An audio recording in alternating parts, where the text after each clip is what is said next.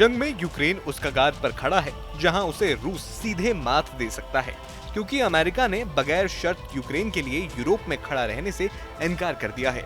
Military expert आशंका जता रहे हैं कि अमेरिका के हटने के बाद रूस के लिए यूक्रेन को दबोचना बस वक्त की बात रह जाएगी। मुमकिन है कि यूक्रेन का कसबल जल्द ही ढीला पड़ जाए, लेकिन एक मुल्क है जिसने यूक्रेन की मदद की कसम उठा ली है। फ्रांस ने 1000 किलोग्राम के बम का परीक्षण किया है। 2 किलोमीटर लंबी रेल लाइन के जरिए फ्रांस के missile test and expertise centres ने इस परीक्षण को अंजाम दिया है। ये बम ऐसा है जिसे जंग के दौरान जंगी विमान से गिराकर टारगेट को सेकंड्स में पूरी तरह तबाह किया जा सकता है। बम की इस टेस्टिंग का मकसद भविष्य में वॉर रेडी रहना है, लेकिन रूस और यूक्रेन जंग की मियाद और अमेरिका की मंशा देखते हुए फ्रांस समंदर में भी कोई चांस नहीं लेना चाहता है।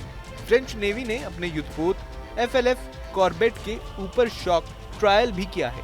फ्रांस किस कदर रूस के बढ़ते खतरे को भांप रहा है, इसे सिर्फ इस बात से समझा जा सकता है कि पिछले कई दशकों में पहली बार फ्रेंच नेवी ने शॉक ट्रायल किया है, जिसमें युद्धपोतों पर होने वाले दुश्मन के डायरेक्ट अटैक से बचने की प्रैक्टिस की गई है।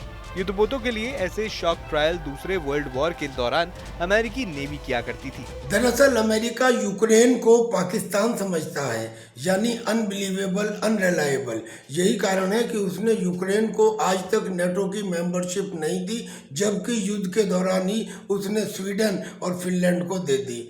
अब यूक्रेन की मुसीबतें यकीनन और बहुत ज़्यादा बढ़ने वाली हैं। कारण सिंपल है कि नेटो की 32 कंट्रीज, अमेरिका, ये मिलकर 3 साल की लड़ाई लड़ने के बाद भी यूक्रेन को नहीं जितवा सके। अब अगर अमेरिका अलग हो जाता है तो फिर बची हुई कंट्री से ये कैसे उम्मीद की जा सकती है? क्या फ्रांस अमेरिका से लंबे समय तक यूक्रेन की मदद कर सकता है? यूक्रेन को पूरी तरह एहसास हो गया है कि रूस के खिलाफ अमेरिकी सपोर्ट गुजरे जमाने की बात होने वाली है। ऐसे में यूक्रेन सिर्फ और सिर्फ यूरोपीय मदद का मोहताज हो गया है। यूक्रेन को सैन्य सहायता देने के लिए यूरोपीय संघ 20 बिलियन यूरो की मदद भेजने पर मंथन कर रहा है। यूक्रेन रूस के सामने बमुश्किल टिका हुआ है और इसकी वजह यूरोपीय और अमेरिकी सैन्य सहायता ही है। बतौर बानगी, यूक्रेन ने हाल ही में अमेरिका से army tactical missile system, high mobility rocket system, यूरोपीय मुल्कों से स्टॉर्म शैडो क्रूज मिसाइल, वार्सो संधि के देशों से सोवियत जमाने के टैंक को हासिल किया है। दरअसल फ्रांस इस वक्त यूक्रेन के लिए सबसे बड़ा रहनुमा बनकर उभरा है। फ्रांस एक ताकतवर एटमी मुल्क है और उसने खुलकर कहा है कि वो यूरोप को एटमी हिफाजत देने को तैयार है।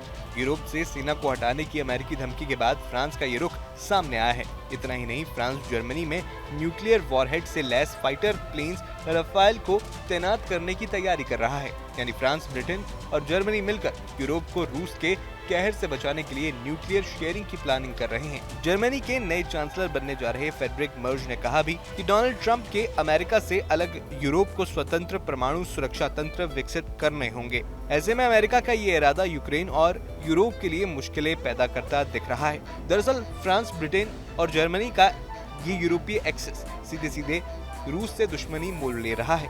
हैरानी की बात नहीं है कि इस कैंप में अब अमेरिका भी नहीं है। यूरोप अपने दम पर क्या करेगा, देखना वाकई दिलचस्प होगा। फिलहाल आपको ये वीडियो कैसा लगा हमें कमेंट बॉक्स में जरूर बताएं। न्यूज नेशन अब व्हाट्सएप पर खबरों के ताजा अपडेट के लिए न्यूज नेशन के इस QR कोड को स्कैन करें।